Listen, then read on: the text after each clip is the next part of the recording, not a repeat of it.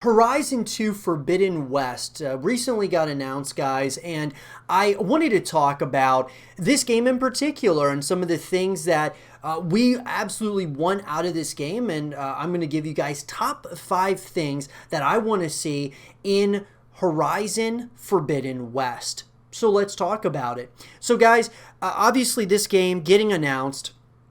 We knew it was coming at some point or another.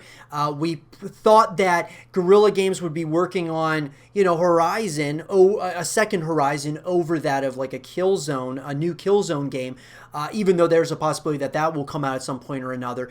But Horizon Forbidden West, guys, after seeing the trailer, man, talk about something really, just spectacular as far as like the graphically and where the direction that they might be going in. But obviously there's going to be things that we want, right? And some of those things you guys may agree with when I tell you guys. Some of the things you may not. And I would love to know your top 5 things that you want to see. So guys, at number 1, the big thing for me is new characters, new enemies, and new environments. And it looks like all of those things are things that we're going to be able to do here in this second game. And so what I will say about it is this.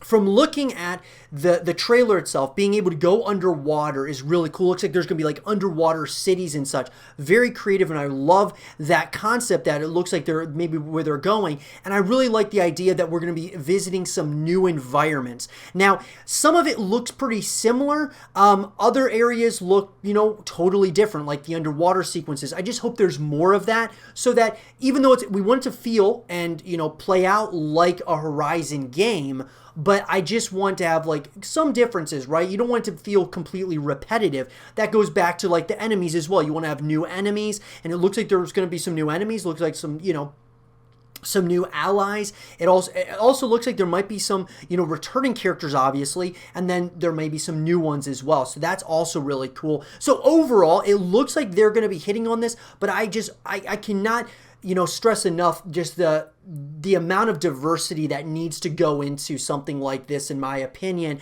to just so it lands on all of those different fronts as far as the environments especially, and even the characters and the enemies, and I just think that that's really, really important. But at number 2, guys, is more customizable items. So what I mean by that, guys, is I think that throughout the course of Horizon 2, I would really like to be able to customize things a little bit more. Your character, being able to, customize like some of your weapons or like skins or whatever it is, cosmetic items throughout the course of the story. I just want to have a bigger amount of options as far as, customizable options, in my opinion, would be really special moving into Horizon 2. And that leads me to number 3, though, guys, which is multiplayer and co-op modes. Some of you might agree with this, some of you might not, but I say this on a number of occasions that multiplayer and co-op modes are going to bring you back to the game after you beat the single player story or the campaign in this, if this were to happen. The customizable items, they could have a ton of different options, right? But on top of that, if you added multiplayer and co-op, this is going to bring you back to the game after you beat the story. And I think that's really important. Think about it, guys. If you beat the story one time, you may go back and play it again and do like some side quests and things of that nature that you didn't do the first time around. And after you beat it a second time, you're most likely going to move on to another game. Well, in this way, multiplayer and co-op modes, you get to play with your friends, you get to play online by yourself or with your friends or with other people, whatever it might be.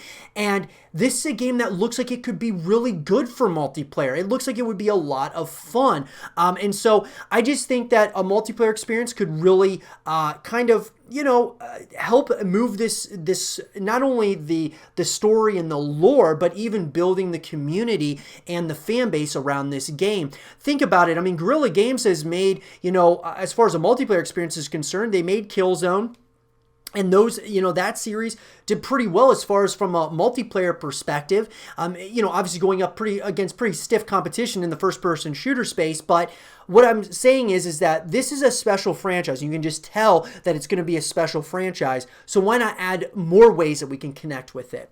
Bringing me into number 4, guys, kind of coming back to the campaign, I think what I'd like is to have a longer campaign. If you aren't going to do a multiplayer modes as well as co-op modes, please make it a longer campaign, more ways in which, like a longer story, longer, it just, I think that it's important that if you're not going to have multiplayer modes and co-op modes, you got to be able to justify the $60 price tag, in my opinion. And just having like a 15, 16-hour campaign, I don't think that really does it. I think that we want something that you're coming back to on a consistent basis if you're going to be asking for the $60 price tag. I mean, look at a game like Call of Duty, right?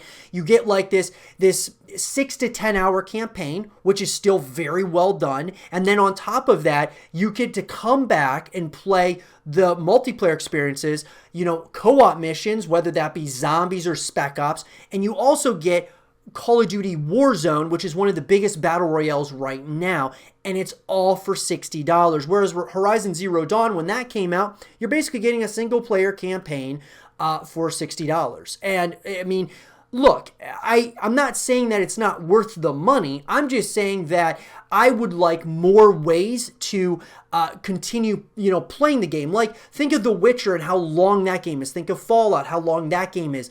And all it is basically single player stories. So I want to see that, but in Horizon Zero Dawn, a longer campaign if you're not going to do multiplayer and co-op modes, because it justifies the $60 price tag.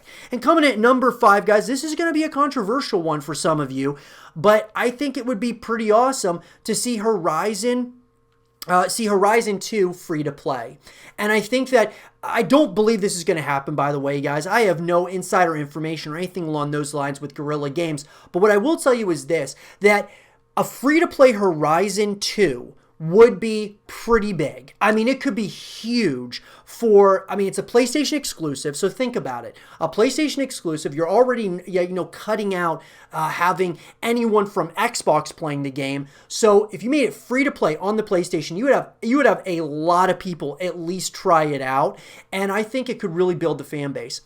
If you go on Twitch, if you go on some of these other places where, there's streamers and such, Horizon Zero Dawn doesn't have a lot of streamers. Now, obviously, when there's hype being built up now that Horizon 2 got announced, there's going to be more streamers on there. But typically speaking, after the game comes out for a little while, if you don't have extra things that you can do throughout the course of the lifespan of the game, it's gonna, the viewership is gonna drop substantially. So I think a free-to-play model with multiplayer and co-op modes and having like a exciting story as well behind it, I mean, at the end of the day, guys, it's going to really grow this fan base. Because at the end of the day, if you're a big Horizon fan, why don't you want your, the community to grow so you get more games so that there's more people to talk to about it. There's more things to talk about than just the campaign. There's also multiplayer. There's also co-op. It just brings communities together when there's a bunch of other ways you can connect with it. And free to play, in my opinion, would absolutely do that. I mean, look at what it did for Apex Legends. It's making Titanfall bigger because of the success of Apex Legends. So I'm just saying a free-to-play Horizon 2 might be a pretty good idea. But let me know, guys, in the comment section below, would you guys want to see these things out of Horizon 2? Or what are your top 5 things that you want to see in Horizon 2? Let me know in the comment section below. And for more Horizon 2 content and videos, stay here with Zero TV.